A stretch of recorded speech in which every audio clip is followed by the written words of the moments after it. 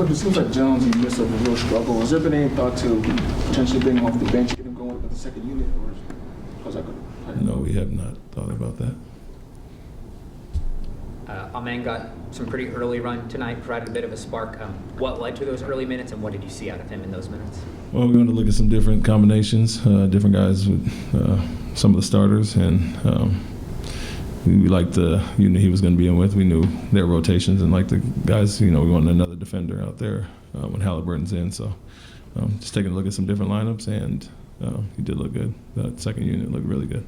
Coach, what have been some of the issues with the three-point defense? Our three-point defense tonight, it's the same thing that hurt us against Atlanta and San Antonio and any other team that slips screens. We don't communicate, we don't stay locked in with our guy. Obviously, if you don't get hit with a screen, you're not switching, and so that non-communication and them slipping out led to wide open threes. From there, we're scrambling, and they're a good team, obviously moving the ball, and they spread it out with shooters. Obviously, 5 is, a very low number, much fewer than usual. But in general, do you feel like you need to get more threes out of this offense than you've been getting? Absolutely. I think we like to get around the 40 mark. I think we're in the mid-30s or whatever. We would like to get probably 6 more at least.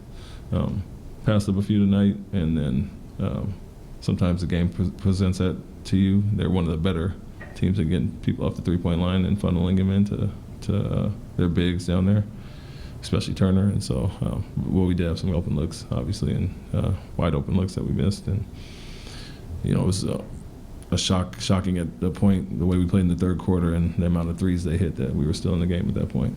We take the lead 117, 115, just under 2 minutes to go, and then go scoreless the rest of the way. Just how did you feel about the offensive execution over those final 2 minutes?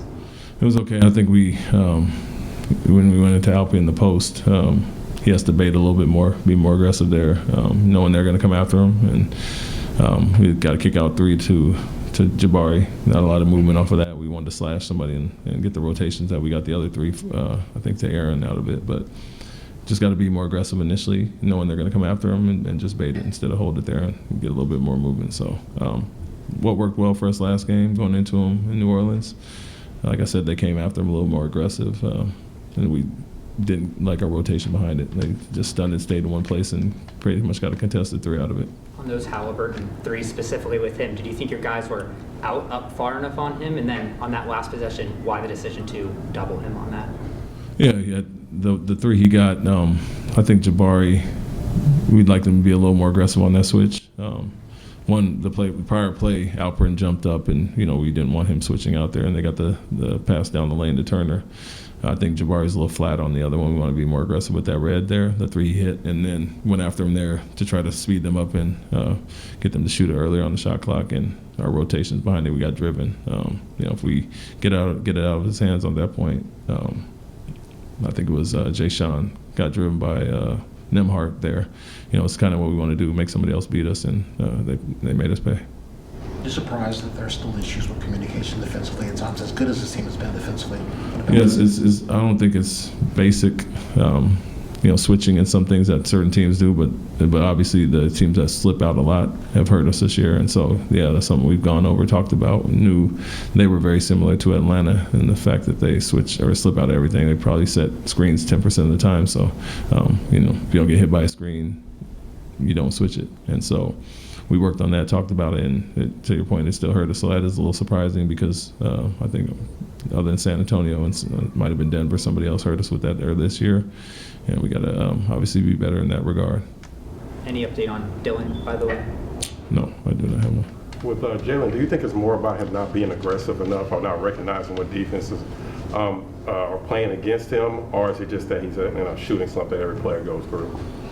I would say not the latter, not really the shooting slump. I don't know if he's getting the best looks, but second guessing for sure. You can see that. You want to be aggressive initially, but you have to be able to do both. And I think it's times struggling to read what they're doing. Pass up some looks and force some others. And so just kind of continue to improve in that area, read the game, and take what it gives you. At times, if you have the open shot, the first look you get is a lot of times the best one. And so it was something he'll grow into and get better at. But teams are putting one of their better defenders on him and paying attention to him, and obviously with him playing that way, if he was playing the other way, we obviously wouldn't struggle as much offensively and have to lean on other guys as much or play other guys' minutes. So continue to keep him confident, continue to improve in certain areas, and he'll take a step eventually. Thanks, Coach. Thank you.